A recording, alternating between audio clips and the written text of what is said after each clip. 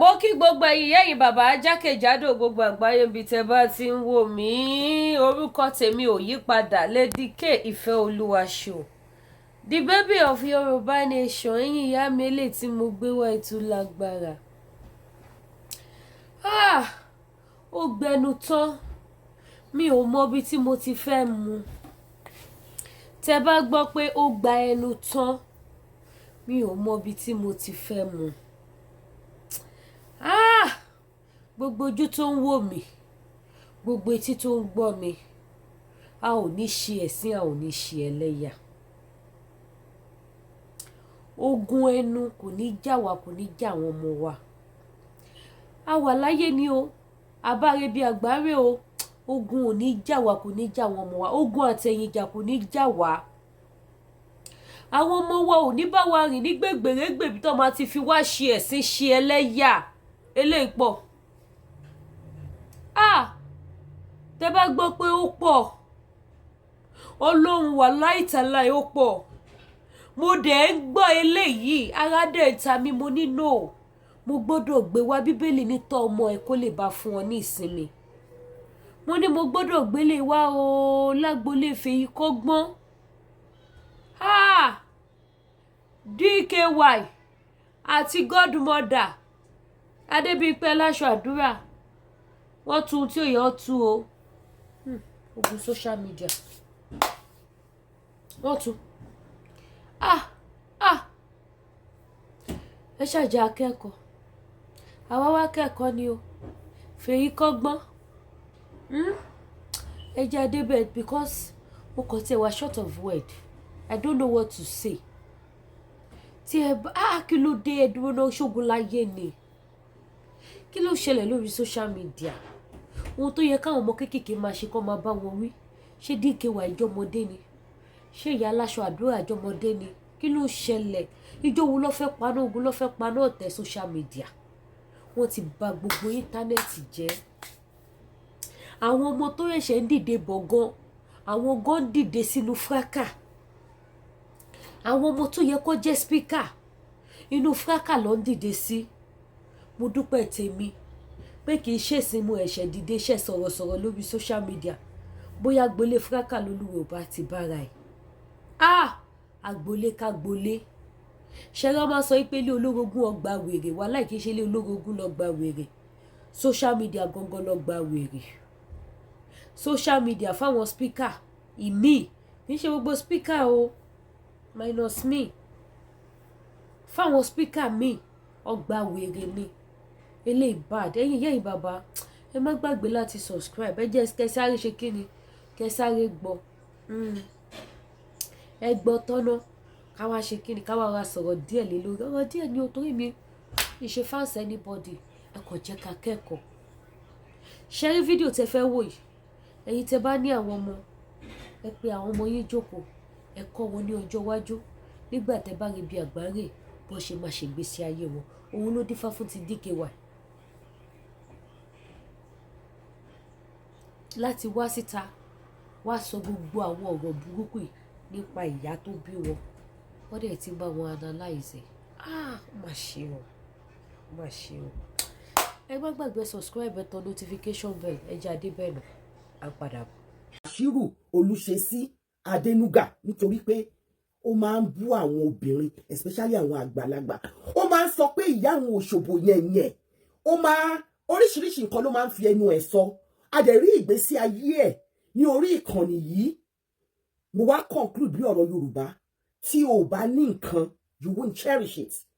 You know, if you have something, like I have this water. This water is different from all waters. So I have to cherish it and guide it jealously. You understand? So bá dẹ̀ ní nǹkan tó bá fi ìyá àwọn ẹlòmíì wọlẹ̀. Onímọ̀gbà tó máa fi ìyá ẹ̀ wọlẹ̀.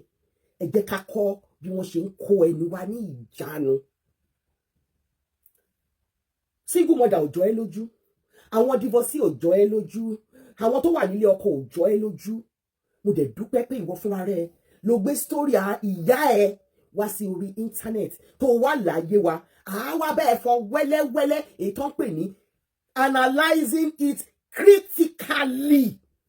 màá bá analyse critically kó lè bá mọ ibi tó tò sí àti pé kí àwa gan pàápàá àwa viewers àwa listeners ká lè mọ irú ọmọ tí Kabiru Bashiru Kọ́lá Adenuga Dky tó jẹ́ nítorí pé nígbà tí a bá wò irú àwa yìí tá help ẹ lórí platform ẹ tó máa pè wá tá máa wá sọ̀rọ̀ ní orí platform ẹ tí platform ẹ fi wà okay, you understand, láì ṣẹ́ láì rù ẹ́ kò kàn ṣàdédé bọ́ síta àwa rí i pé it's because o ní aṣọ rere ní orí ìkọ́.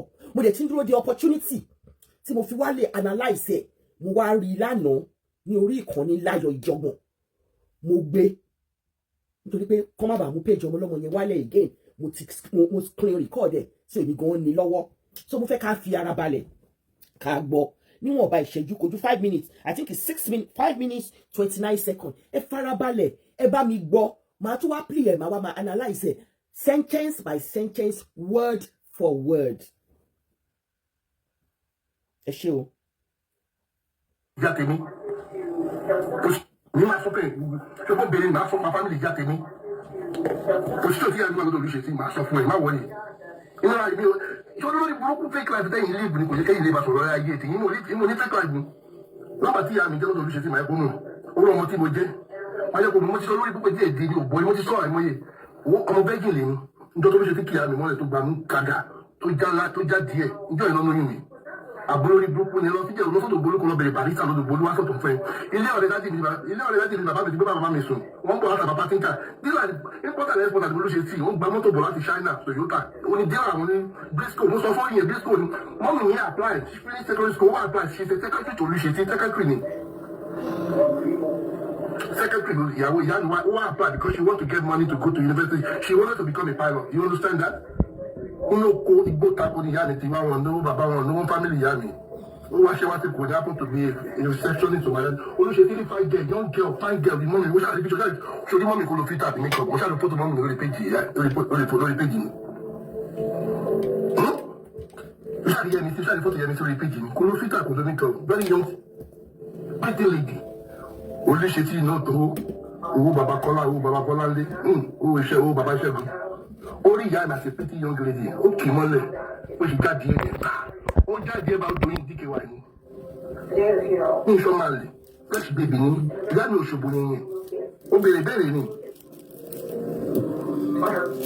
ọmọ pàtó mi ṣe ní mi I have the conversation mọ́mí mi sọ fún mi náà she told me mi wà ní òtètè gẹ́ẹ̀tì ẹ̀ ọmọ àwọn bá fọ̀rọ̀ kẹ́ bàbá mi kejì ìyẹn barista tó kú mo kọ̀ fún bàbá náà pè mí ó máa ń pè mí pé ọmọ mi ó máa ń pè mí ọmọ mi ò understand ó máa ń kọ̀ọ̀kan tó máa ń pè mí mi ò understand ọ̀rọ̀ yẹn ìyẹn ọ̀rẹ́ láti mi ni o mo ọ̀rọ̀ bá mú mi ọ̀rọ̀ ọmọ mi àbókí báwo ni sọ wà gánà aṣọ́rí èèyàn mi aláàbàgà tó pọ̀ so mo ọ̀rọ̀ bá mọ́ mi mo ní barista máa ń pè mí lórúkọ báyìí kí ni túmọ̀ ẹ̀ wọ́n mi wọ́n ṣàlàyé fún mi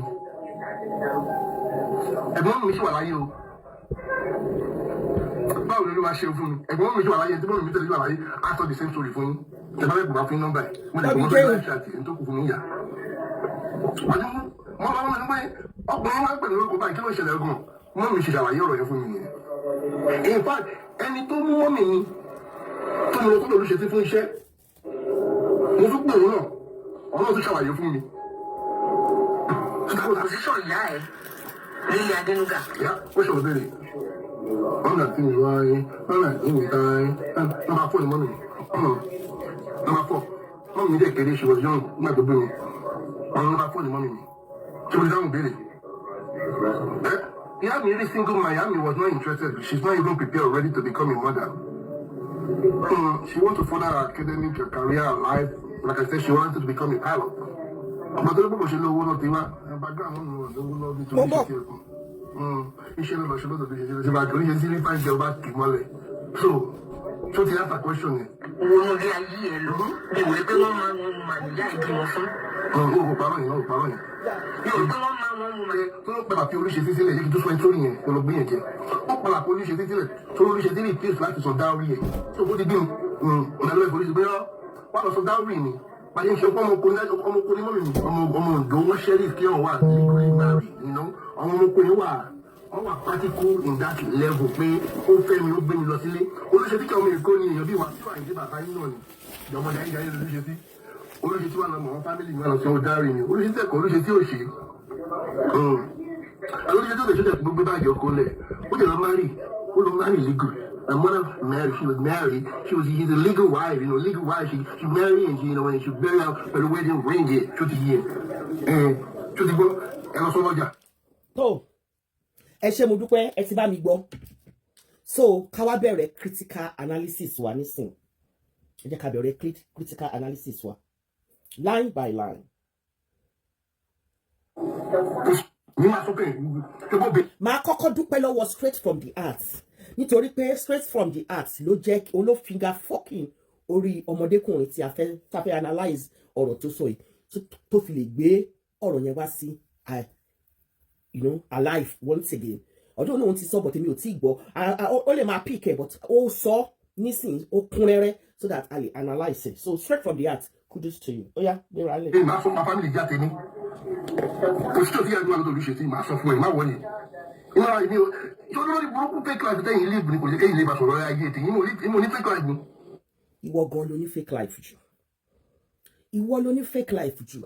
Nítorí pé nígbà tó wá sórí internet tó wá tó fẹ́ di speaker kò sẹ́ni tó mọ̀ pé àwọn nǹkan tó ti ṣe àwọn ìbàjẹ́ kò sẹ́ni tó mọ̀ pé o ti lọ sẹ́wọ̀n rí kò sẹ́ni tó mọ̀ pé wọ́n gbọ́ ọmọ lọ́wọ́ ẹ̀ kò sẹ́ni tó tiẹ̀ mọ̀ pé oníyàwó kan débi pé wọ́n gbọ́ ọmọ lọ́wọ́ ẹ̀ tèmíkà láàrí ẹ̀ tẹjọ́ máa ń sùn sórí bẹ́ẹ̀dì tẹjọ́ máa ń ṣe chat tó o bá ṣe fake life ni wàá gbé láìfẹ́ ṣórí àwọn nǹkan tó ti ṣẹlẹ̀ sí ẹ in the past yẹn ó tó láti ṣe content fún ẹ ṣùgbọ́n ìwọ wá láti wá bà yé ọmọ èèyàn jẹ́ ní orí íńtánẹ́ẹ̀tì yìí nítorí náà ní pé fake life ló gbé wá.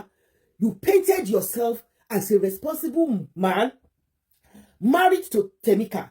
You never said anything about your ex. You never said anything. And later ni àwọn nǹkan oríṣiríṣi tó ń jáde bíi pé kó máa fi okó ẹ̀ hàn káàkiri kó máa ti Maryland kó máa drive lọ sí New York kó máa lọ sí Texas kó máa lọ bá àwọn obìnrin láti fẹ́ bá wọn ní àṣepọ̀.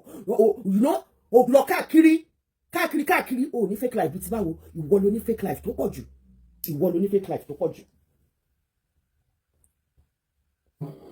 Lọ́mọ tí ìyá mi jẹ́ lọ́dọ̀ olùṣètì máa kó mọ̀. Jẹ́ ká mọ̀. Ọmọ tí mo jẹ́. Wọ́n yẹ kó mo ti sọ lórí púpọ̀ díẹ̀ díẹ̀ ní ògbọ́n.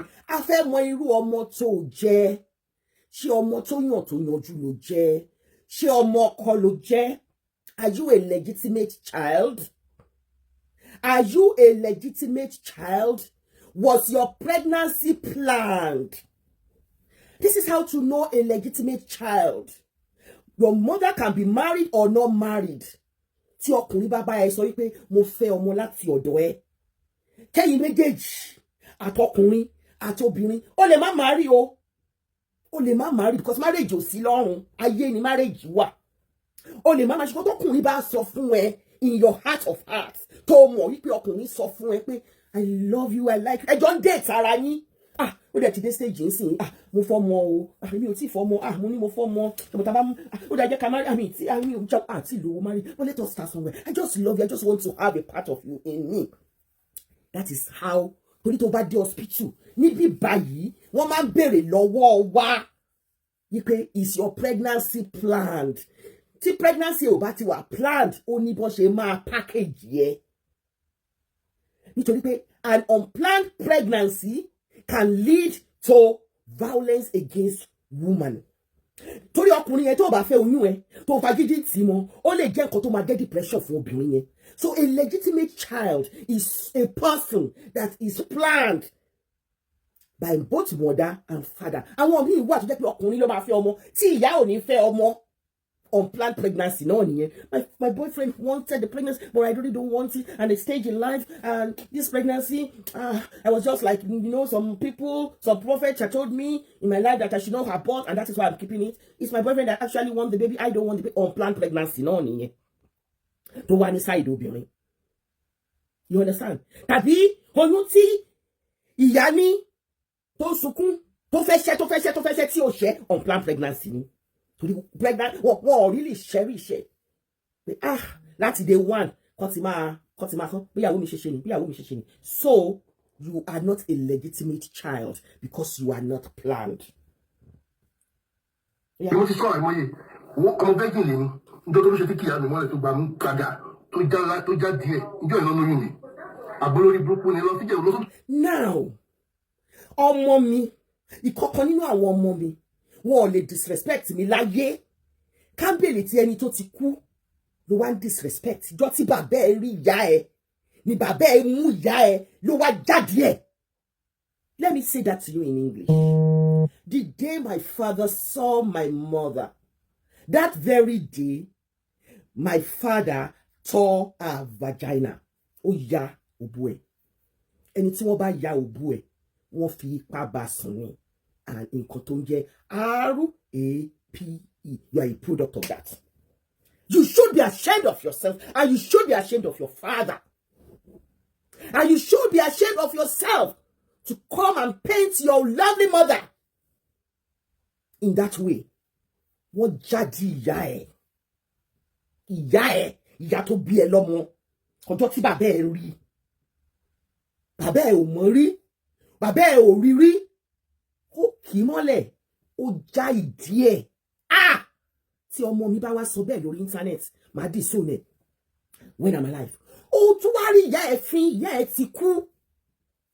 Ìyá ẹ ti kú. Even in her death, this product of unplanned pregnancy, this illegitimate child, now painted his father as a rapist.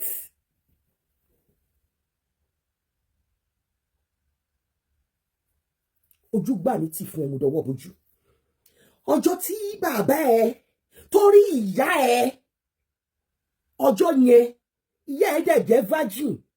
Ọjọ́ yẹn gangan ni wọ́n já ìdí ìyá ẹ, ni wọ́n fi ìyá ẹ ṣògùn owó, lówó wọn búrẹ́kẹ̀tẹ̀. Gbóhùn sókè. We are keeping it honest on this platform. Láyọ̀ ìjọ̀gbọ̀n. Láyọ̀. Mi kì í fẹ́ wo kọ́mẹ́ǹtì. Rí jẹ́ tí máa jẹ́ ìgbàgbé nǹkan tí mo bá sọ sí mo láti kọrin fún Láyọ̀ ìjọ̀gbọ̀n. Láyọ̀ ìjọ̀gbọ̀n. Tí mo rí ẹ lánàá, ó dẹ̀ náà oníṣèjọ̀gbọ̀n mọ́ lónìí. Láyọ̀ oníjọ̀gbọ̀n ẹ bá mú Láyọ̀ oníjọ̀gbọ̀n ó ẹ bá mú. Kẹ́ ẹ bá ti rí, kẹ́ ẹ bá mi ọ̀gì rẹ̀, kẹ́ ẹ bá mi kìsì rẹ̀. Láyọ̀ ìjọ̀gbọ̀n mi, ìjọ̀gbọ̀n ṣé ní kọfà. Láyọ̀ ọmọ tó dáa, ọmọ tó snẹ́, ọmọ tó gbádùn. Mo kí ẹ o, mo jùrù bẹ́ẹ̀ mi ní rí jọ̀gbọ̀n ẹ o. Ẹ jẹ́ ká continue analysis wa. Ibi tá a bá dé ni pé ọjọ́ tí bàbá Kàbírù tó rí ìyá rẹ̀ sì jẹ́ virgin.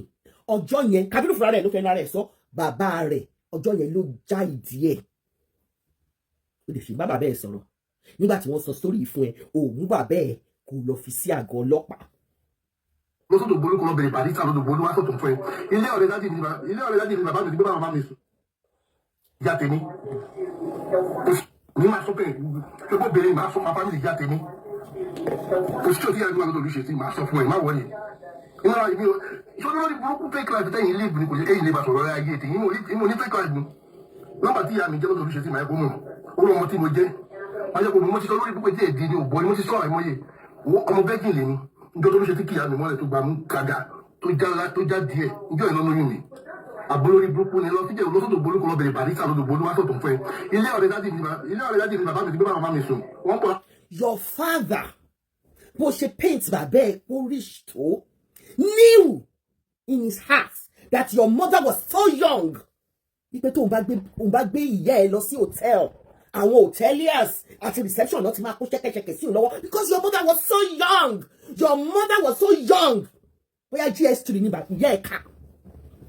Your mother was so young. Wọ́n lè jẹ́ modern 3 ní ìyá ẹ̀ ká. Your mother was so young. Ọmọ kékeré jòjò ló ní ìyá ẹ̀. Débi pé tó bá mú díẹ̀ ní ọ̀nà hotel, bàbá ẹ̀ mọ̀ wípé wọ́n máa kígbe olè, ajíbolè, wọ́n á kígbe pedophile olórí. Ó láti mú ìyá ẹ̀ lọ sí ilé ọ̀rẹ́ ẹ̀ láti lọ já ìdí ẹ̀ níbẹ̀. Can you listen to yourself, Kàbírù?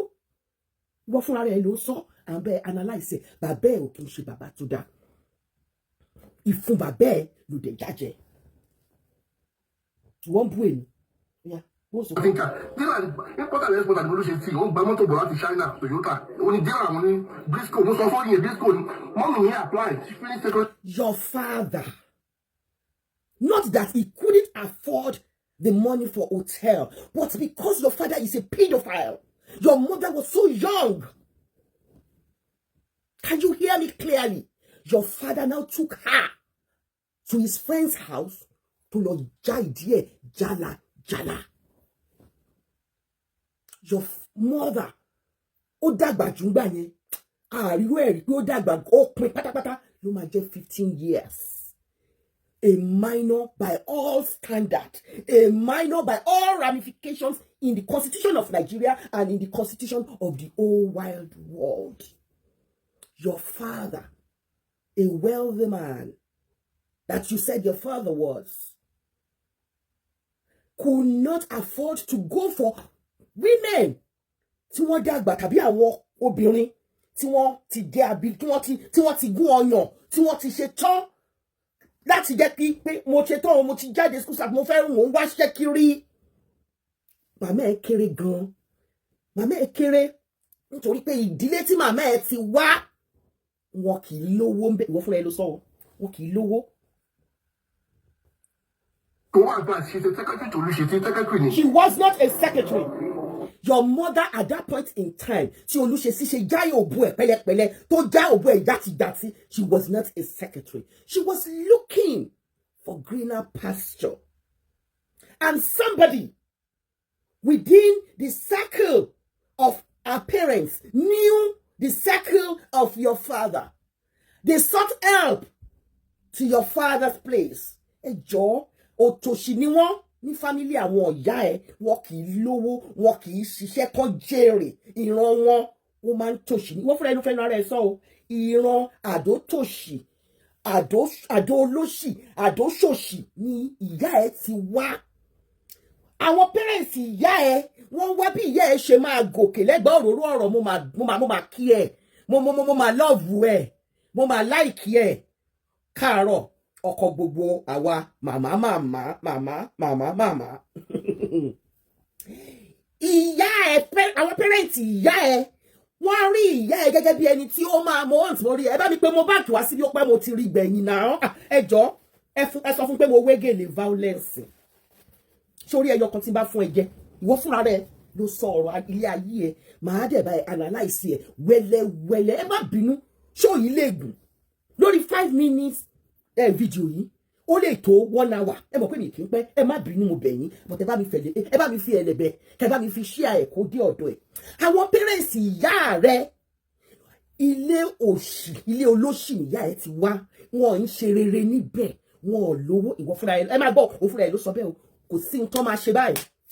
Nǹkan rere ìjáde ní Israeli wọn a dẹ̀ ní irú àwọn family yẹn wọ́n wà ní ilẹ̀ Israel níbi táwa ti lọ sí Jerusalem. Wọ́n wà níbẹ̀ tó jẹ́ wípé ní Israel bó ṣe lágbára bí Israel ṣe rí tómi wà tí gbogbo ẹ̀ wà tí wọ́n jẹun. Àwọn irú family yẹn tó jẹ́ pé òṣì ni ìran wọn láti ìran dẹ́ran máa ń ṣe àdótòṣì. Wọn níná wọn lómi orí àpáta náà ti lọ́ pọn mi ìṣẹ́ wọ́n máa ń jìyẹ tó máa ń jì ìṣà.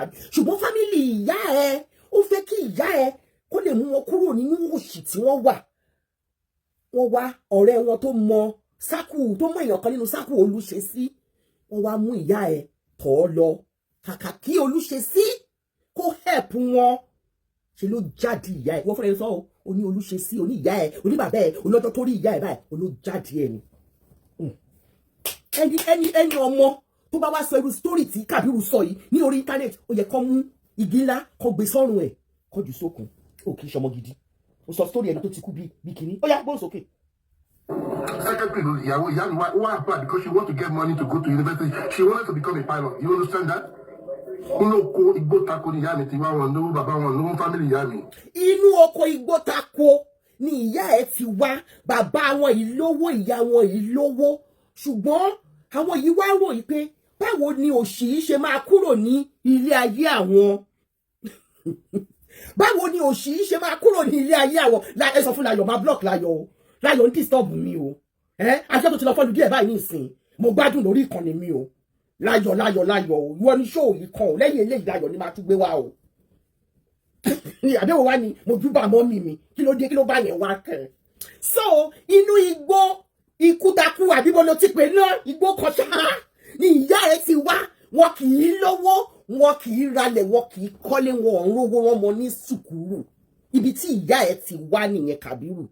Ṣùgbọ́n àwọn òwe wá wò ó wípé ọmọ wa yìí yé mi sí o bóyá ó lè yọ wá kúrò nínú ọ̀fìn ayé tá a wà yìí wọ́n wá mú mọ́ inú sákù Olúṣesí kàkà kí Olúṣesí kó mú as you paint your father is an importer and exporter, he goes to China, brings car, he's the dealer, he's the one that imports their first Toyota in your village or something like that.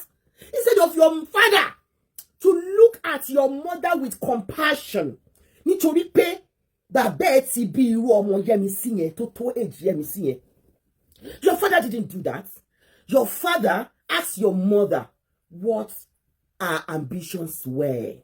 And your mother innocently ìjọsá àwọn bàbá mi ò lówó ìyá mi ò lówó wọn lówó níran wọn ìran òtòṣì àdótòṣì ni wọ́n ti wà ẹjọ́ sà mo fẹ́ ṣe pilot ó wù mí kí n ṣe pilot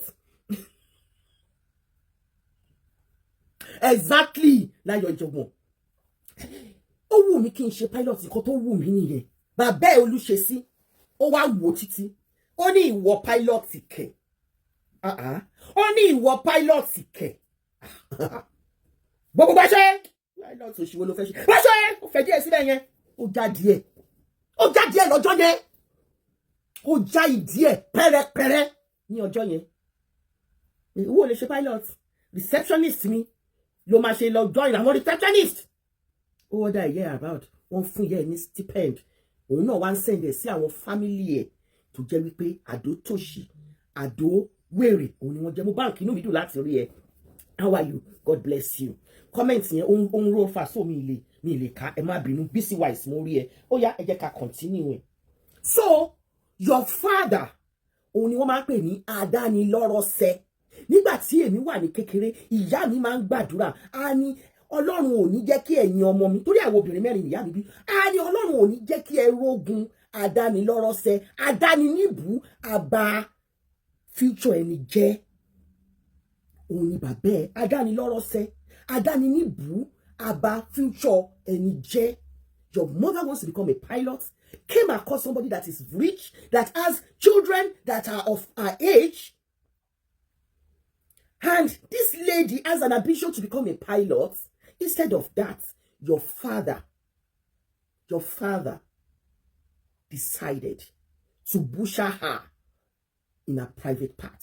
And that is a thing to be proud of for you. Kọ́lá Adénúgà. Mo mi rí fún ẹ. Ẹ jẹ́ ká máa gbọ́ lọ. What happened to me in receptionist to my Olúṣesí fine girl, young girl, fine girl, the mommy, what are the picture? Show the mommy could fit out the makeup. What are the photo mommy on the page? On the page.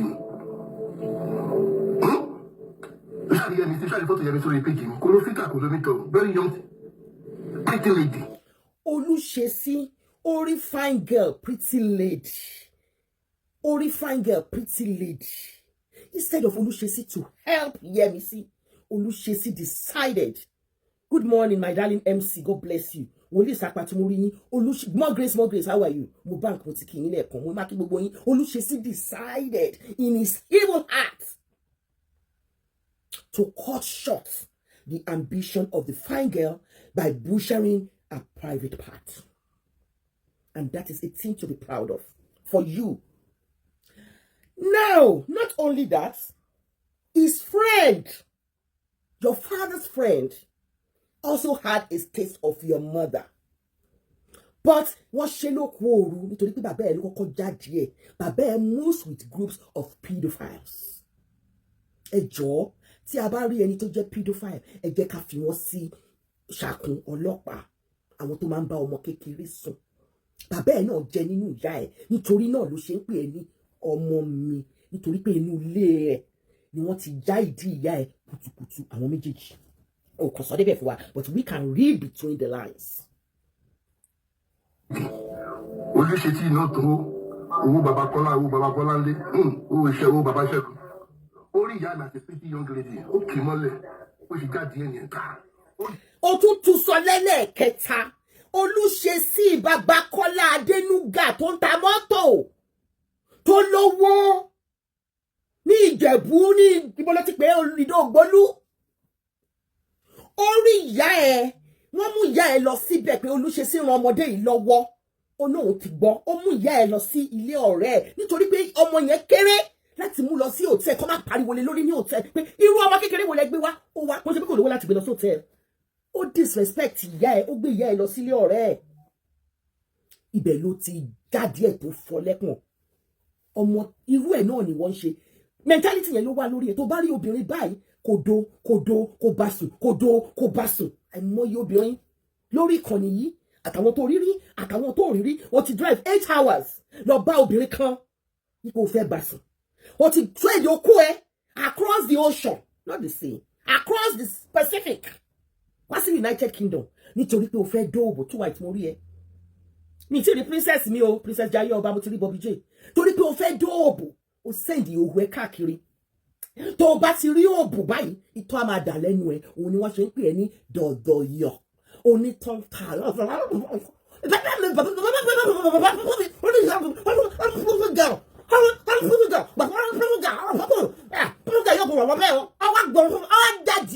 Can you see how you describe the relationship of your father and your mother? If my child described my relationship like that, I'm gonna have anything to do with that child anymore. Straight from the heart, Morie. Oshe, ìwọ ló bá wa gbé ètò yìí jáde. Wọ́n mo fún ẹ láyé ọjọ́ kan kò ṣe ńgbà tó ṣe mo wá wò pé ó yẹ kí bóyá ẹ fẹ́ kí àǹtí yín àǹtí Bímpé kó bá yín ṣe ni kẹ́yìn náà tó máa já sí. Mo ṣe bọ́ síta. You have no regard, Kọ́lá Adénúgà, for women whatsoever. I now know the reason why you don't have regard for women, because you come out and talk about your mother in a derogatory way. Your mother's vulnerability you use against her.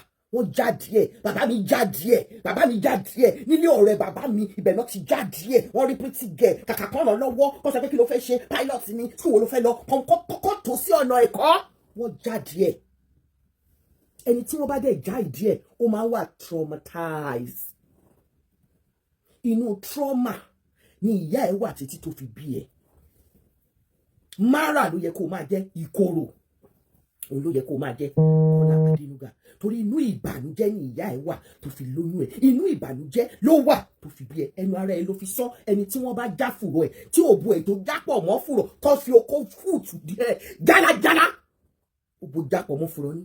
I now see the reason why you come after women.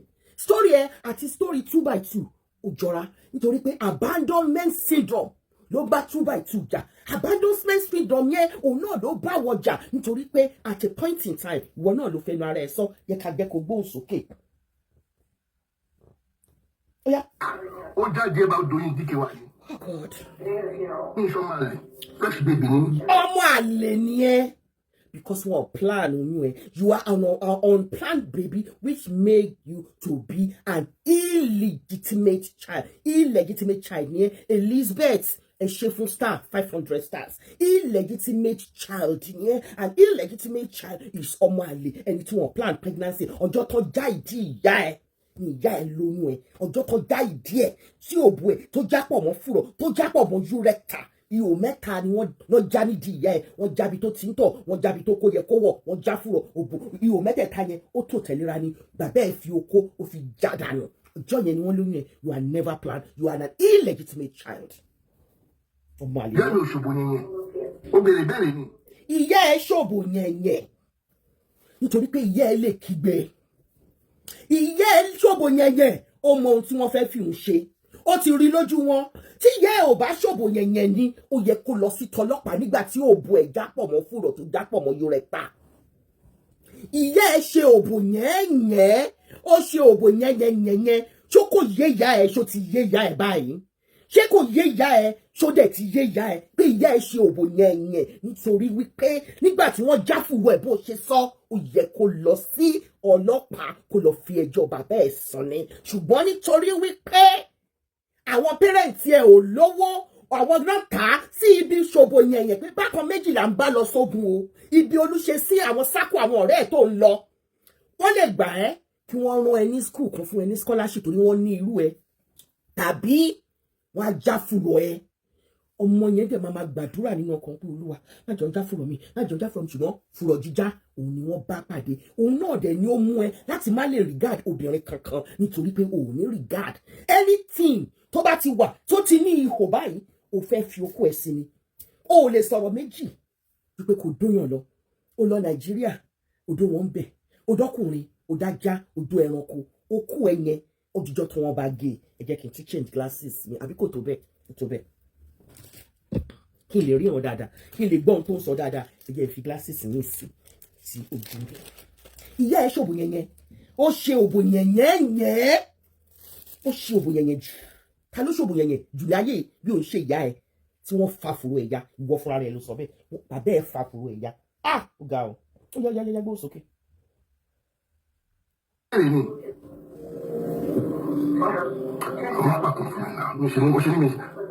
have the conversation. Mọ́mí mi sọ fún mi náà. Níbi tó ká ẹ lára dé nígbà tí wọ́n ń pè ẹ́ ní ọmọ mi ọmọ wa ń bí Bàṣírù Kábírù ó ti ẹ̀mọ̀ tó ń jẹ́ bẹ́ẹ̀ Kọ́láwọlé ọmọ wa bí ọmọ wa ni wọ́n ń pè ẹ́ wọn ò pè ẹ́ ní ọmọ mi nígbà tí wọ́n ń pè ẹ́ ní ọmọ wa tí gbogbo èèyàn ń pè ẹ́ ní ọmọ wa ojú wa tì ẹ́ wọ́n ní tí ọmọdé ò bá ìtàn ó bá rọ̀bá gbogbo ẹ̀yin tẹ́ fún mi stars ẹ̀ ṣe ó wá lọ bá ìyá ẹ wá fún ẹ ní story tí wọ́n fún wa yìí Yusuf Karim báwo ni my dear ó tọ́jọ́ mẹ́ta ṣé business ń lọ àtàjèrè ọjà God bless your hustle my darling ló ń sọ. mi wà ní òtítẹ gẹẹti ẹ ọmọ àwọn ọmọ fọwọn kẹ bàbá mi kejì ìyẹn Barrister tó kú ọmọ bàbá máa ń pè ní pé ọmọ mi. irọ́ ló pa ọmọ wa ló máa ń pè yẹ kì í ṣe ọmọ mi because tó bá ń pè é ní ọmọ mi gbogbo wa là ń pè yàn Elizabeth Adiola Oshodi thank you for the stars thank you I've greeted you earlier thank you for the stars thank you for additional stars tó bá ń pè é ní ọmọ mi kò ní bọ́dà ẹ. We are intelligent people here. I have a master's degree from the University of Ibadan, 1995. You know how old you are? 1995 when I had my master's degree. I had my first degree in 1989. How old were you then? So, le wa bambuzu mi bi. Ọmọ wa ni wọ́n máa ń pè ẹ́, kì í ṣe ọmọ mi. Ó wá lọ bèrè lọ́wọ́ Yẹ́misí tó jẹ́ ìyá ẹ̀ pé màámi kí ló dé tí Barrister ọ̀rẹ́ bàbá mi máa ń pè wá ní ọmọ tó bá pè mí ní ọmọ wa ní gbogbo ìgbà ni wọ́n wá ṣe sọ story fún ẹ. Don't give me that crap. Gbóhùn sókè ìwọ lọ ń bẹ̀. Bolo tún wà gbóhùn sókè. Mi ò understand ó lọ kọ̀ọ̀kan tó máa ń pè mí mi ò understand ọ̀rọ̀ yẹn ìyẹn ọ̀rẹ́ láti mi ni o mo lọ bá mú mi. Ọ̀rọ̀ ọmọ mi àbókí báwo ni ṣọwọ́ ọ̀gá ńlá aṣọ́lé èèyàn mi alágbára tó pọ̀ so wọn lọ bá mọ́ mi mú ní Barrister máa ń pè mí lórúkọ báyìí kí ni túmọ̀ ẹ̀ wọ́n mi máa ṣàlàyé fún mi. Ṣé ìwọ náà ti rí báyìí Barrister yẹn máa ń pè ní orúkọ kan báyìí ọmọ wa àjọmọ̀ ó wá lọ bèrè lọ́wọ́ ìyá ẹ̀dẹ̀ wà magnanimous enough láti sọ story tí à ń tún wá tó gbé wá sórí internet tá à ń bá yà analyse ó sọ fún ẹ bí wọ́n ṣe gang the flower ìyá ẹ tó fi jẹ́ product yẹn ṣùgbọ́n nítorí pé Olúṣesí wà bẹ́ẹ̀ òun ló kọ́kọ́ ṣe ó decide láti gbà ó dẹ̀ stamp yẹ pé kò lè ever jẹ́ kankan nínú ìyàwó tó máa fowó tọ́ tàbí tó máa fowó bá lò pọ̀. Many people ni wọ́n máa ń lóyún bóyá wọ́n parí school sat tí wọ́n jẹ́ pé tó bá dẹ̀ bímọ yẹn tán right wọ́n kọjú mọ́ ẹ̀kọ́ wọn. It shows that your mother was just said her ambition or her future needs on the lips. Àárí àwọn èèyàn tí wọ́n fẹ́ jẹ́ ìkan ní ilé ayé tàbí tí wọ́n jẹ́ ìkan ní ilé ayé tí irú bàbá ẹ tàbí one way or the other tí wọ́n lóyún bóyá wọ́n parí secondary school wọn ni o wọ́n wá lóyún ni o tí wọ́n dẹ̀ ṣe pàpà pursue career tí wọ́n fẹ́ jẹ́ yẹn tí wọ́n pè pàpà jẹ́ èèyàn gidi nínú ayé tí wọ́n wá marry ṣùgbọ́n ìyá ẹ nítorí pé family àwọn àdótòṣì wọn ìṣoríire ní family tó ti wá thank you for the stars wọn ń ṣe oríire bẹ́ẹ̀ thank you Bisi Wise for the stars wọn kì í ṣe oríire ní family tí ìyá ẹ ti wá nígbà tó dé tó wá rí bí ayé òun ṣe rí tó ní oyún ọmọ wa tí bàbá kan nínú àwọn bàbá yẹn tó dẹ̀ jẹ́ Olúṣesí tó gbà á nígbà tó bí ẹ̀tọ́ kí ló yẹ kó ṣe ìbó yẹ kó padà sí school ni kó padà ó wá rí ogún ológun ó fẹ́ dẹ̀bìtì àyàtí and she started asking for marriage ìwọ fúnra rẹ̀ ló fẹ́ náà rẹ̀ sọ ó yá gbóhùn sókè. Ẹ̀gbọ́n mi ṣì wà láyé o báwo ló máa ṣe fún mi mo bá bẹ́ẹ̀ fún mi tí mi tẹ̀lé láyé á sọ the same story fún yín ẹ bá lè gbà fún nọ́mbà ẹ̀. báko ó bẹ́tà tó pé ó bẹ́tà. Mama mi pé ọkùnrin máa ń pè lórúkọ báyìí kí ló ṣẹlẹ̀ gan. Mọ́ mi ṣe ṣàlàyé ọ̀rọ̀ yẹn fún mi. Wọ́n ṣàlàyé fún mi. Ẹni tó mú mọ́ mi ni tó mo lọ fún olùṣètì fún iṣẹ́. Mo tún pè òun náà. Òun náà tún ṣàlàyé fún mi. Now, ká tiẹ̀ wá assume pé wọ́n mú mọ́mì ẹ lọ sí ọ̀dọ̀ olùṣèsí fún iṣẹ́. Ṣé iṣẹ́ náà ni olùṣèsí wá bá débi láti jáfùrọ̀ ọ̀yá ẹ̀ tó dó ìyá ẹ̀ tó jáfùrọ̀ ẹ̀ òbò jáfùpọ̀ mọ́ fùrọ̀? Ṣé in tó dáa ni bàbá ẹ̀ ṣe yẹn? In tó dáa lòun portray bàbá ẹ̀ wọ́n mú ìyá ẹ̀ ọmọ kékeré jòjòló lọ bá bàbá ẹ̀, and I'm sure bàbá ẹ̀ knew your mother's ambition. Kàkà kó bá fulfill ambition ẹ̀ nígbà tó tiẹ̀ ti jáfùrọ̀ ẹ̀ tán ó discard ẹ̀ ni. Ó discard ẹ̀ ni. And that is the exact way tí ìwọ Kabiru tó fi ń hùwà both online and offline. O lọ́pọlọ, o ní input kankan tó fi sínú value life obìnrin. Obìnrin tó fún ẹ níwèé ní United States of America. O ridicule ẹ ni. O sọ wúlẹ̀wúlẹ̀ obìnrin yẹn kò dẹ̀ fẹ́ protect dignity àwọn ọmọ ẹ ni. O sọ wúlẹ̀wúlẹ̀ nǹkan tó mú wọn tó fi gba odidi ọmọ mẹ́ta tó jẹ́ wípé supervised custody ló máa ń ní pẹ̀lú àwọn ọmọ ẹ until táwọn ọmọ ẹ ṣẹ̀ṣẹ̀ over 18. You never told us. Ìwà tí àwọn tó dá oko jọ sí ìdí ìyá ẹ, at least àmọ́ àwọn méjì lọ́ọ̀yà yẹn àti bàbá ẹ torí ọmọ wa náà pè tí wọ́n dá oko jọ sí ìyá ẹ nídìí tó fi ya ìyá ẹ nífùrọ̀ jẹ́pẹ́jẹ́pẹ́ ìwà tí wọ́n ń wù òun náà ló ń wù yẹn ìwà illegitimate child ọmọ àlè ọmọ tí wọ́n plan fún. Wọ́n ló fẹ́ máa dà àwọn obìnrin láàmú lórí bíbá. Position ìyá ẹ̀ ní Adénúgà. Ìyá kó ṣòro béèrè. Wọ́n dà kí ni wọ́n máa fóònù mọ́ mi. Number 4 ni ìyá ẹ ọmọ kékeré jòjòló ní ilé Olúṣesí. Nígbà tó wá délé Olúṣesí kó má bàa máa pariwo kiri kó má bàa sọ wípé ta ló ń ọmọdérin tó lóyún yìí. Ta ń lọmọdérin tó lóyún yìí. Olúṣesí ó gbà as a receptionist. Ìyá ẹ̀ ò ń ṣe secretary. Ìyá ẹ̀ ò ń ṣe receptionist. Ìyá ẹ̀ kí ló máa ń pe àwọn tó máa ń gbé fáìlì káàkiri yẹn? Clerk ni ìyá ẹ̀. Àwọn ọ̀dọ̀ ìyá ẹ̀ not máa sign. Ìyá ẹ̀ because the job of a receptionist is more these days. When you now say a receptionist, ìyá ẹ̀ ò kì í ṣe clerk ni because ìyá ẹ̀ ò mọ anything. Wọ́n dẹ̀ ti jáfùrọ̀ ìyá ẹ̀ ti wà traumatized. So ìyá ẹ̀ kàn máa jókòó sójú kan náà ọ̀dọ̀ ẹ̀ not máa sign. Wọ́n kàn fi dí gẹrẹwu. Wọ́n fi ìyá ẹ̀ dí gẹrẹwu. Nígbà tó wá rí pé owó wọ́n fún lówó oṣù tó ń fún àwọn òbí ẹ̀ náà wá encourage ẹ̀ pé ó dẹ̀ jókòó kó di orogún ológun kó dẹ̀bi ti àyà tí lòun ló ṣe pé ìyá ẹ̀ ní number 4. Is that the plan of your mother? The plan of your mother was to go for higher institution to become a pilot, right? Unfortunately, bàbá ẹ̀ ti jáde ẹ̀ ó jáfù ẹ̀ wọ́n fún ẹ ló fẹ́ nára ẹ̀ sọ wọ́n jáde tàwa ẹ̀ wọ́n bá wa sùn we made love consensual sexual interaction tó gbá ski tá wà mọ́ra wa pẹ́kipẹ́kí tá I love you again. Wọ́n ṣe yẹ́ ẹ̀ wọ́n já ní wọ́n fọ́ọ̀sẹ̀ wọ́n fúnra ara ẹ̀ ló fẹ́ nára ẹ̀ sọ forceful entry ni. Wọ́n já díẹ̀ mọ́ fúrọ̀ wọ́n rí rẹ́kítà bí títọ́ gbà gbogbo ẹ̀ wá ṣe ṣòro ṣàrà wùrù wàrà wọ́n já díẹ̀ wọ́n fúnra rẹ̀ ló fẹ́ nára ẹ̀ sọ because whatever you say on the internet stays there. Can you say that of your wife of 3 children? Òun ìyàwó ẹ̀ ò já díẹ̀ tí ò ní bọ́ síta ní hiding place ẹ̀ kó wá tẹ̀sí ẹ lójú yàmàyàmà. You say that of your mother, you have no regard for your mother, even in death, you have no regard for her. You came out. That's why some rubbish nípa ìyá ẹ̀. It shows, no wonder, tó ṣe ní regard, tó ṣe ní decorum, tó ṣe ní any pedigree towards women folk. You are such a nonentity, a useless baby anla. That's what you are. And you never read like your mother. Even nígbà tó kúrò Nigeria, ó kàwé. Ó tún dé United States of America, ó kàwé. Ó had value more value ẹ.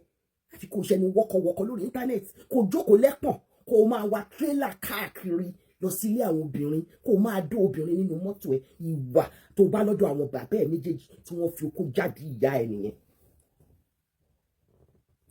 Wọ́n fúnra ẹ ló sọ. Number 4. Mọ́mí mi dẹ̀ kéré she was young nígbà tó bí mi. Ọ̀run ra fóònù mọ́mí mi. Mọ́mí mi dẹ̀ kéré. You know, wọ́n ti tẹnu mọ́.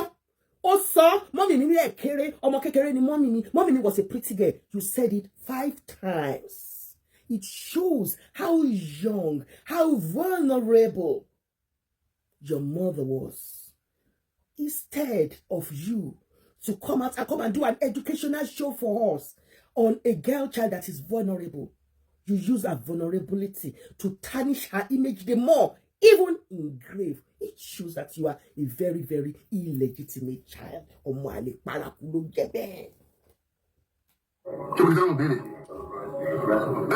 Every single Miami was not interested. She's not even prepared or ready to become a mother. She was not ready to become a mother. Owari àwọn single man or men tí wọ́n tún wá propose sí nígbà yẹn. But nítorí pé àwọn parents yẹ nítorí pé àdótòṣì ni wọ́n, ilé tí wọ́n ti wá wọn ò ń ṣoríire, wọn ìlówó, wọn ì ṣàtàjèrè, kò sí nǹkan kan tí wọ́n bá gbé fún wọn, ó máa ń bàjẹ́ ni. Ó wá prefer láti hide sí under bàbá kí bàbá ẹ máa fún lówó nítorí pé kí ni ó fẹ́ di orogún ológun débi tí àyàtí. Yẹ́ ò dẹ̀ l'education. Tó bá jẹ́ pé l'education ni, òun náà ò bá di ẹnìkan òkè ọ̀hún tó ṣe birthday fún ọkọ ẹ̀ lẹ́nu ọjọ́ mẹ́ta. But because she lacks education, àwọn ìyàwó tí wọ́n dẹ̀ wà nílé náà, they lack education but they have experience more than her. Wọ́n yí lágbòdà ni. Ẹ máa gbọ́ tí yẹ́ ìbéèrè lọ́wọ́ bàbá ẹ̀. She wants to further her academic career and life. Like I said, she wanted to become a pilot. But the people she know not even. But I don't know. No love it to reach it. You should know she knows to reach it. She might only see if I get back to Mole. Ó di ẹlẹ́ẹ̀kẹfà, iṣẹ́ ló wá lọ sí ọ̀dọ̀ Olúṣesí refine girl, ó wá kì í mọ́lẹ̀. Olúṣesí jẹ́ arógòbògò, jẹ́ ẹni tó pa ògo mọ́ni lára. Ọlọ́run alágbára, mo gbàdúrà gbogbo arógòbògò jẹ́ gbogbo ẹni tó bá máa pa ògo wa mọ́ wa lára tí ò ní jẹ́ kí ògo wa búyọ, kí Ọlọ́run kó yà wá yà wọ́n ní orúkọ Jésù. Ẹ ṣàmì àdúrà, ẹgbẹ́ tó àdúrà mi. Olúṣesí bàbá Dky arógòbògò jẹ́ apògo mẹ́ni lára. Irú ẹ̀ náà ni Dky jẹ́, arógòbògò jẹ́ apògo mẹ́ni lára. Irú ẹ̀ ló jẹ́. So the answer question. Kò answer. Wọ́n gé ayé ẹ̀ lọ. Ìwé pé wọ́n máa níyà ìbímọ fún. Parọ́ yẹn. Ìyá ẹ̀ ò bímọ fún ọkùnrin kan bíi ti ẹni tó ṣe bá dé fún ọkọ lẹ́nu ọjọ́ mẹ́ta yìí. Ìyẹn kàwé, ó lo gbogbo ọgbọ́n tó kà ní ìwé láti fi rí wípé òun sì kí ọ marriage ni. Ṣùgbọ́n ìyá àti ẹ̀ ò kàwé. Ìyá ẹ̀ ò kàwé. Kò wá bímọ fún ọkùnrin kan. Ó bímọ fún ọkùnrin méjì. Ìdá ìyá ẹ̀ ò ti ṣòbò yẹ̀yẹ̀ bẹ́yẹn nítorí pé ìwọ ń pè mí ní àgbàyà, ẹni tó bí ọmọ mẹ́ta fún ọkùnrin, fún bàbá mẹ́ta. Ìyá ẹ̀ náà bí ọmọ fún bàbá méjì at least. Jọ ṣé kàtígórì kan náà kan lájọ wà yẹn, kan ládélúgà. Ìyá ẹ̀ bímọ, ó bímọ. Lẹ́yìn tó bí ẹ fún Olúṣesí, ó lọ bí ọmọ míì níta. Ìyá ẹ̀ náà ṣòbò yẹ̀yẹ̀. Ó ṣòbò yẹ̀yẹ̀. Ṣé kò yé ìyá ẹ̀ ni? Ṣó ti yé ìyá ẹ̀ báyìí nínú wò? Gbóhùn sókè. Gbóhùn sókè. Tó ló padà fi Olúṣesí sílẹ̀ yẹ́ kí tó sọ ẹ tó nìyẹn kó lọ gbé yẹn jẹ. Ó padà fi Olúṣesí sílẹ̀ tó Olúṣesí ní ìpèsè láti sọ dá orí ẹ̀ tó bó ti bí mi. Ṣé ẹ mọ̀ wípé ẹni tí bí tó ṣe bá dé fún ọkọ ẹ̀ lẹ́nu ọjọ́ mẹ́ta yìí, bàbá yẹn fẹ́ ní ṣùlọ́kà, ó fẹ́ tán, ó fẹ́ tológun, ó fẹ́ ní tẹlẹ́ṣọ̀. Irú ẹ̀ náà ni Yẹ́misí fẹ́. Ṣùgbọ́n nítorí wípé bí wọ́n ṣe rí Yẹ́misí bí wọ́n ṣe rí wípé ọmọ tó jẹ́ wípé ilé tó ti wá, ilé tí wọn kì í ṣoríire ni.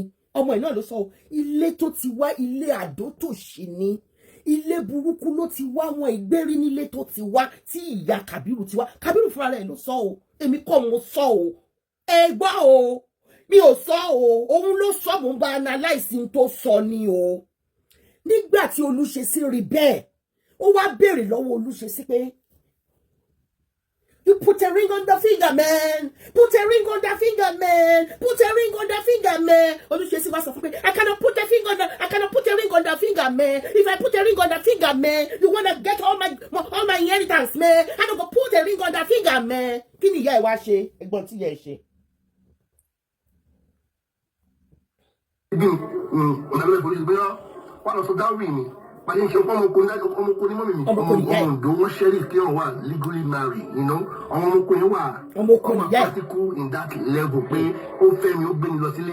Olùṣètí kẹ́ ọmọ èkó ni èèyàn bí wà. Olùṣètí yìí sister mi àwa yìí. Ọmọ jayé jayé olùṣètí. Olùṣètí wà lọ́mọ àwọn family mi wà lọ sanwó dárì mi. Olùṣètí ẹ̀kọ́ olùṣètí òṣè.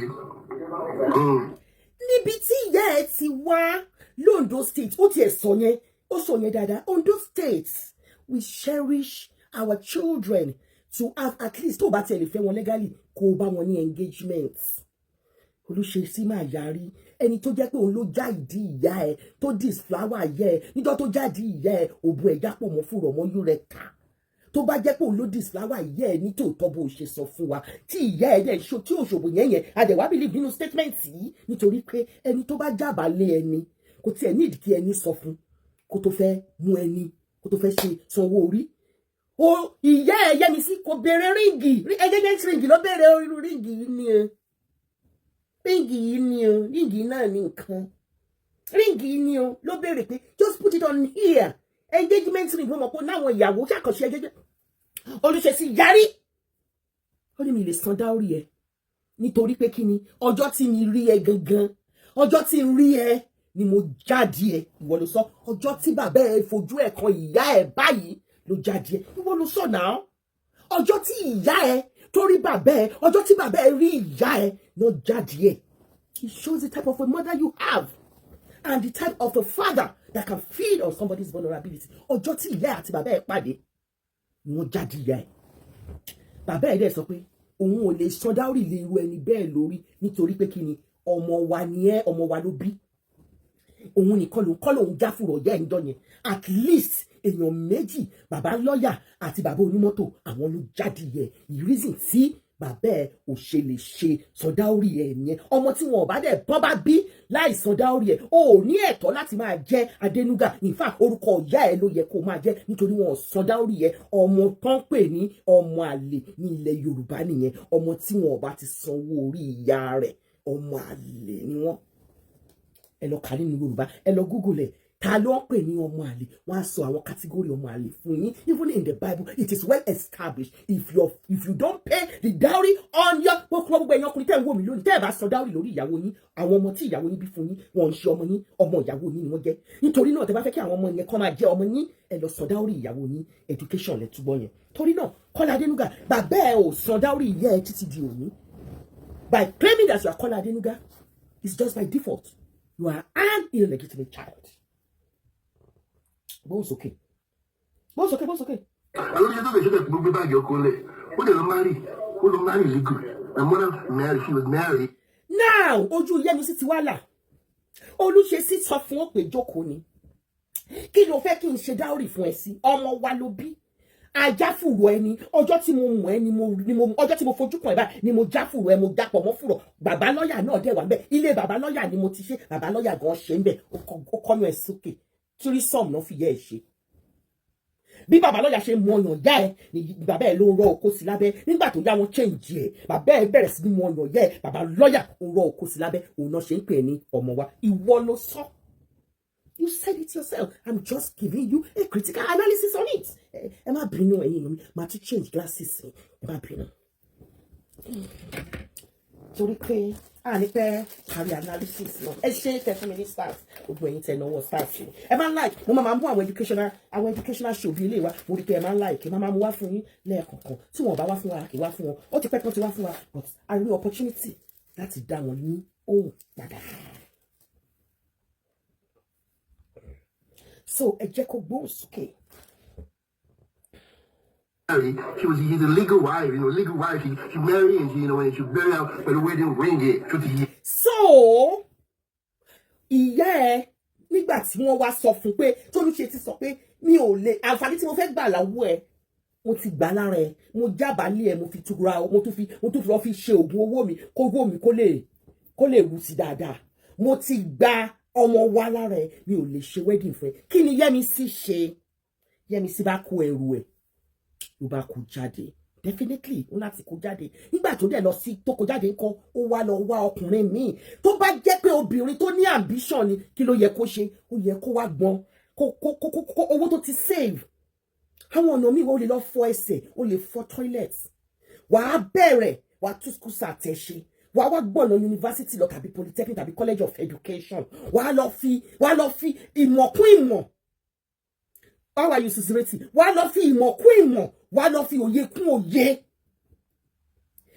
Ọmọ elépo ni ó yẹ kó túgú ẹ̀fọ́ ni instead of your mother to go back to school to go and learn kó dojú ti bàbá ẹ tí ò lè rán lọ sí school tó jẹ́ pé ó dó díẹ̀ ó dó yúrẹ́tẹ̀ ó dó fún ẹ̀ ó ya gbogbo ẹ̀ pẹ́rẹ́pẹ́rẹ́ the first day she saw her your mother nítorí pé ó ṣòbò yẹn kó padà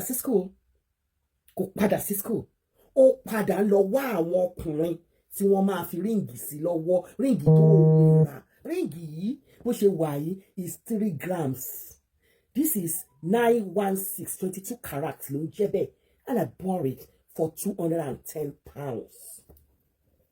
Ní ayé ìgbà tá à ń sọ yẹn tó bá jẹ́ ríǹgì ló fẹ́ ó lè ra fúnra rẹ̀ yẹ́mi sí kò kì í sọ́wọ́ ara ẹ̀ kàkà kó o wá ṣe yẹn kó lọ sí sùkúrù káyé ẹ̀ tàbí àwọn ọmọ ẹ̀ lè dá kó lè bẹ́ṣọ́ ó gbé Kọ́lá Adénúgà sílé bàbá ẹ̀ sílé àwọn bàbá ẹ̀ ó gbọ̀nà ó lọ wá ọkùnrin míì tó wá fi ríǹgì sí ẹ lọ́wọ́ tó wá jẹ́ legal wife at what age?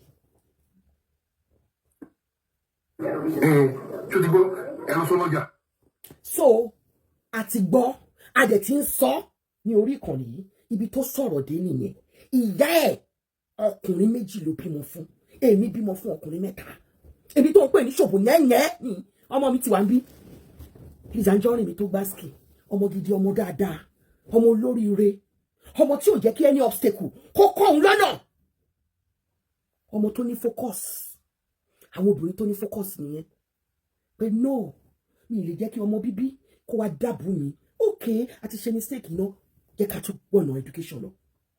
Nígbà tí ọkọ mi kú I was 26 years old mo wò pé kí ló lè better lot mi mo padà mo ti ní first degree o 1989 ni mo ní first degree mo marry ní 1991 ọkọ mi kú ní 1993 mo padà lọ sí masters ní 1994 mo graduate ní 1995 masters degree mi ló fún mi ní visa tí mo fi dé ìlú òyìnbó. Àwọn tó máa ṣe pé education is a scam to you nìyẹn education is not a scam fún àwọn tó bá mọ education wọn lò. Kọ́lá Adénúgà your mother has no focus in life. If your mother has a focus in life before she died a padà lọ sí school yẹn ha àṣìbí ò tiẹ̀ lè di pilot a rí nǹkan kan ṣe ha mú degree kan jáde a better lot tiẹ̀ ìwọ ọmọ ẹ̀ náà wàá rí gẹ́gẹ́ bí àríkọ́ṣe wàá máa wò pé ìyá mi o upon all tó jáde upon all our vulnerability ó pàpà ní university achievement nítorí ẹ̀ náà ni wo ṣe ní university achievement ló ṣe ń sọ̀rọ̀ ló wá jáde ẹ̀ gàgà ìyá ẹ̀ ló sọ̀rọ̀ ẹ̀ bẹ́ẹ̀ yẹn. You come on the internet to come and degrade and demeaning your mother. And I know why you defame, why you demean, why you don't have respect for women. It shows. Mo ti ń dúró. Mo ń gbàdúrà ní pé Ọlọ́run á jẹ́ kí n rí story yìí, kí n rí kó jọ. Mo fẹ́ mọ ìdí tí Kọ́lá Adénúgà tó fi hate àwọn obìnrin tó ní achievement nítorí ìyá ẹ̀ ò ní achievement ni. Marriage or wedding or ring is ephemeral.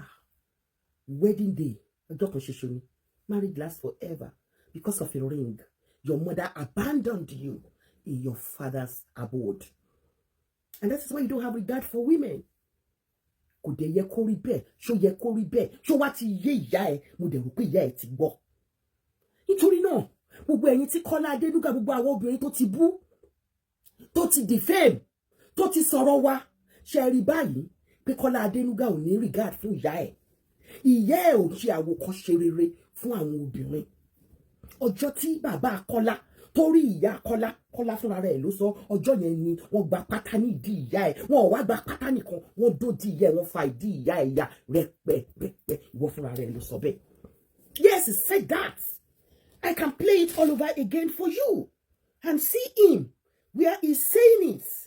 He defamed his mother. Ìyá burúkú tó bímọ òṣì. Mo kàn máa ṣe oyún díẹ̀ ń bẹ torí mi lè gbé dání kò sí ṣó ti ń sọ̀rọ̀ kò tí sọ̀rọ̀. Kí ló ṣẹlẹ̀? Mo ń bọ̀. ìmọ̀ ní tẹ́kọ̀ọ́ àdùn lọ́gbà tí ìyá mi jẹ́ lọ́dọ̀ olùṣe sí ìmáyé kó mọ̀ ó lọ ọmọ tí mo jẹ́ wáyé kó mo ti sọ lórí púpọ̀ díẹ̀ di ní òbọ̀ ni mo ti sọ àìmọye ọmọ virgin lè ní níjọ́ tó olùṣe tí kìí àmì mọ́lẹ̀ tó gba mú kága tó já díẹ̀ níjọ́ ìnáwó lóyún mi àbólórí burúkú ni lọ sí jẹ́ olóṣòdò bolúkú lọ bẹ̀rẹ̀ barista lọ́dọ̀ bolú wá sọ̀tún fún ẹ ilé ọ̀rẹ́ dájì ni bàbá tó ti gbé bàbá mi sùn wọ́n bọ̀ láti bàbá tíńkà nígbà importer export àti olóṣè tí wọ́n gba mọ́tò bọ̀ láti China Toyota oní díẹ̀ àwọn ní Briscoe mo sọ sọ́ọ̀rì yẹn Briscoe ni mọ́mì yẹn apply. His father was a pedophile torí pé ìyá ẹ̀ kéré gan-an ọjọ́ tí bàbá ẹ̀ rí mi ò sàsọdùn ọ̀rọ̀ tó ń sọ mo kàn expatiate ni ọjọ́ tí bàbá ẹ̀ rí ìyá ẹ̀ ó fara ẹ̀ ló fẹ́ nara ẹ̀ sọ ọjọ́ tí bàbá ẹ̀ rí ìyá ẹ̀ ló gba pátá ló bá sùn òun ní kọ́kọ́ bàbá tíṣà wà bàbá lọ́ọ̀yà wà ń bẹ̀ nítorí pé kò lè mú ìyá ẹ̀ lọ sí òtẹ́ ìyá ẹ̀ sọ kéré gan wọ́n á béèrè lọ́wọ́ ẹ̀ nígbà àwọn òtẹ́lẹ̀ ayé ló bá pe ọlọ́pàá fún bàbá ẹ̀ Fọláṣadé ẹ̀ ṣe mo dúpẹ́ nítorí náà ẹni tí ò ní irú ẹni kò lè mọ yìí ẹni. If you don't have love, you cannot give it. You were not trained with love, so you cannot give women love. You don't have love, an iota of love in you. You do not have an iota of love in you because you were not trained with love. Baba will love it, yeah, will love it. Your pregnancy wasn't planned. Baba will sodawri lori, yeah, which makes you an illegitimate child. Omwale paraku lonjebe. Shotiba. Tí àwọn ọmọ kan àwa ọmọ kan tá bá sọ̀rọ̀ kó ṣùṣe ẹnu ẹ̀ ìwọ ló gbé story ìyá ẹ̀ wá Adébáyé analyse ẹ̀ ṣó ti gbọ́ bẹ́ẹ̀ yẹn Adébímpé tàbí àwọn obìnrin tí wọ́n jẹ́ single parents tó ń defame wọn ò kì í ṣe ní àrífín torí pé kí ni wò mí kó tún mi wò mo kàwé mi dójú àmì mo ní master's degree mi ní Nàìjíríà ní 1995. Mo wá settle sí abroad ní 2002 finally. Mo dẹ̀ dúpẹ́ wípé kó tó di 2012 mo ti di graduate. Mo ti gba nursing degree mi. Mo change degree mi pátápátá. Agric ni mo kọ́kọ́ ṣe. Agricultural Economics, University of Ibadan 1989. Ọdún márùn-ún ni mo fi kà, ọdún márùn-ún ló fi ń kà Agric. Mo dé Dublin. Mo lọ sí Dublin City University. Mo better lot mi. Mo pay dues mi, mo wà economically viable ní ìlú tí mo ti gba pálí wọn. Kọ́lá Adénúgà, o better lot ẹ̀. O love àwọn obìnrin nítorí wọn ò fi ìfẹ́ tọ́ ẹ. Torí náà o ní ìfẹ́ rárá. Wọ́n dàbò ti wù kórí. Ìwọ àti Sọjí olówó yọ. Ẹ ní ìfẹ́ torí náà àwọn obìnrin lè máa defame. Kí ni Liz Anjorin fi ṣe ẹ́? Kí ni Àbíkẹ́ fi ṣe ẹ́? Kí ni Straight from the Heart fi ṣe ẹ́? Àwọn obìnrin wọ̀nyí àwọn obìnrin takuntakun ni within their limited resources they are trying to strive. Wọn ò dúró de ọkùnrin kankan bíi tìyẹ ẹ Olúṣesí. A dúró de ọkùnrin kankan. A strive níbi tá a dé lónìí. Àwa fúnra Ọlọ́run àti effort wa ló gbé wa débẹ̀. Àbọ̀mọ̀ Àbíkẹ́ graduate ni kó tó wá sí ìlú òyìnbó. Straight from the heart master's degree lónìí. Èmi ìyá gbogbo wọn ẹ̀gbọ́n gbogbo wọn master's degree mo tún wá kàwé ní bíbáyìí. Ó mọ iye degree tí Liz Anjorin ní ó bẹ̀rẹ̀ láti College of Education ó ṣe HND ó lọ sí university. Internet má jẹ́ level àwọn o torí náà ni kò mọ̀ bó ṣe máa sọ̀rọ̀ àwọn obìnrin. Ṣó yẹ ó gbọ́ àbò dáhùn ó mú àlè paraku ní illegitimate child. Ẹ̀yin èèyàn mi kò ní jù bẹ́ẹ̀ lọ tí a bá tún ti rí àwọn tí wọ́n gbé family wọn wá tí wọ́n dẹ̀ ti wà nínú àwọn tí wọ́n ti fi ẹnu wọn sọ yamayama sí wa àwa á máa gbé wá à máa analyse tàbí nǹkan tá a bá ti rí ní orí ìkànnì ọ̀rọ̀ tá a rí tó jáde láti ẹnu Kàbírù òun la wá analyse fún yín ẹ ṣé mo dúpẹ́ no violence zone níbí àwa ìṣe violence níbí ṣùgbọ́n àwa máa ń wà fún àwọn obìnrin a máa ń jà fún àwọn obìnrin a máa ń jà fún ẹ̀tọ́ àwọn obìnrin ara ẹ̀tọ́ àwọn obìnrin náà la wá jà fún ní òní wípé Kàbírù ó dì mí ìyá rẹ̀ mo sì ń jà fún ìyá rẹ̀ lọ́wọ́lọ́wọ́ ni nítorí pé tó bá jẹ́ pé ọmọ mi ló sọ̀rọ̀ tí Kàbírù sọ nípa ìyá rẹ̀ ni àdìsóònù ẹ̀ kò wò yá ẹ̀ sùsù kò ní wọ́n já ìdí ìyá ẹ̀ ó rí pé ọ̀rọ̀ burúkú lẹ́nu ẹyẹ nìyẹn ó bá rí ìyá ẹ̀ fi gidi gan ni o àbájọ tó ṣe rí àwọn obìnrin fín àbájọ tí ọ̀rọ̀ kan ṣe wà lẹ́nu ẹ̀ tí ò lè sọ we are keeping it honest here we are the one that are actually keeping it honest here. Stop defaming the character of women. Kọ́lá Adénúgà. Even those of them that have died like your mother, you still went ahead and defame her character and demean her and talk about her vulnerability, even her family background, in a derogatory manner. topless àwa tá wà láyé ànúrí ẹ̀ kọ́ Kọ́lá Adénúgà ó ti gbá ẹ̀ àbọ̀rẹ́ Adébímpé Alasọ Adura òun ló ti ń ṣe atọ́tọ́nu fún gbogbo yín látàárọ̀ ẹ ṣé gbogbo ẹ̀yin tẹ́ fún mi ní stars ẹ ṣé gbogbo ẹ̀yin tẹ́ comment ẹ ṣé gbogbo ẹ̀yin tẹ́ ṣe máa tún ètò ìwò ẹ bá mi pín ètò yìí káàkiri àgbáyé kó wọ ìgboro ayé lọ ẹ jẹ́ kó lọ viral ẹ jẹ́ kó lọ viral God bless you and I love you all bye for opinion titi yín ẹ̀kọ́ tẹ́ kọ́ bẹ́ẹ̀ mo fọlọ́dúnmarè bẹ̀yẹn bá mi kọ sí comment section torí mo ṣì wà láti máa kẹ́kọ̀ọ́ ni mo ṣì wà ní ọwọ́ máa kọ́ ẹ̀kọ́ ọwọ́ tí Lady K ṣì wà nìyẹn mo ṣì fẹ́ máa kọ́ ẹ̀kọ́ kí n tún lè rẹ́kọ̀ọ́ kọ́ kẹ́ tún lè là mí lọ́yẹ̀ kí n lè rí ohun káwọn ọmọ mi ohun tó máa jẹ́ káwọn ọmọ wa di speaker irú eléyìí sórí social media Ọlọ́run ní jẹ́ àrí ó ti tẹ̀mí gan ṣe mi ò bẹ́ẹ̀ lọ kí n gbé lọ́mọ lọ́wọ́ Ọlọ́run ò ní jẹ́ ìṣẹ̀dá mi kọ̀ iṣẹ́ sọ̀rọ̀sọ̀rọ̀ social media ẹlẹ́dàá mi ò ní jẹ́ rí ohun tí máa fi gbé lọ́mọ lọ́wọ́ ó lágbára o ó kọjá bẹ́ẹ̀ o ẹ wá raṣọ ẹ̀yin mọ́mì mi ẹ̀yin dádì mi ẹ wá raṣọ ẹ̀yin tẹ́ láṣọ lọ́wọ́ mi ẹ jọ̀ọ́ torí Ọlọ́run fọlọ́run bá bẹ̀ yín ẹ jọ̀ọ́ ẹ kàn sí mi ẹ wá sanwó yín tó kù kí lè bá yín send àwọn aṣọ yìí ẹ rí gbọ́dọ̀ mi bíbá ẹ há mi níbi tí mo lè máa di aṣọ pamọ́ sí lọ títí ẹ jọ̀ọ́ mo bẹ̀bẹ̀ ni it shock me Yorùbá nation no going back Yorùbá nation no going back no retreat no surrender Yorùbá nation tiwantiwa Yorùbá nation tiwantiwa ẹ wá raṣọ ẹ wá gbogbo àwọn kan tí mò ń tà mo láwọn aṣọ yẹn ó ní ìdánwò ló bí ọkẹrẹ ìyá mi bàbá mi ẹ̀yin kan tí ẹ try ẹ sí tẹ bá ti mọ̀ pé tí wẹ́ẹ́dẹ̀ fẹ́ raṣọ ẹ kọ̀ wípé wò já tẹ̀ jẹ́ kí n wò bí àmàrẹ́ yọ̀ kan rà lọ́dọ̀ Lady K mo assure yín pé by the time tèmi àti yín bá ṣe fídíò kan ẹ máa rà ju 5 lọ nígbà tí bá bẹ̀rẹ̀ sí ní fi aṣọ hàn yín tí mo bẹ̀rẹ̀ sí ní display aṣọ tí mo display ṣẹ́rí yóò kí n gbé òkèèrè kó mọ dúdú ọbẹ̀ àfi tá a bá jẹ́ inú ẹ̀ òun lẹ máa fi mọ̀ ẹ mọ̀ tó bá jẹ́ inú ṣọ́ọ̀bù sí i á display ní gbogbo ẹ̀ á nà tán gbogbo á ṣe kí ni á ṣe yẹn á tọ́nà oríṣiríṣi sí i tó máa túbọ̀ pé kọ́lù ẹ̀ síta dáadáa bọ́ tí bíbá yìí máléèjì ní kọ̀rọ̀ yàrá kọ́ lọ sọ́ di gbangba ẹ wá ra aṣọ ẹjọ́ torí Ọlọ́run tó jẹ mí lógún nìyẹn mo dẹ̀ láwọn jewelries tó mú yes tó mú gidi mo ní wọn àwọn jewelries tó mú yes tó wà pa dáadáa ó wà available so ẹ pè mí kẹ́ wá rajà o orúkọ ọmọ ọlọ́mọ àfi sùúrù àwọn ọ̀rọ̀ kan wà tí n bá ti rí báyìí á dẹ̀rẹ̀ mi wá pé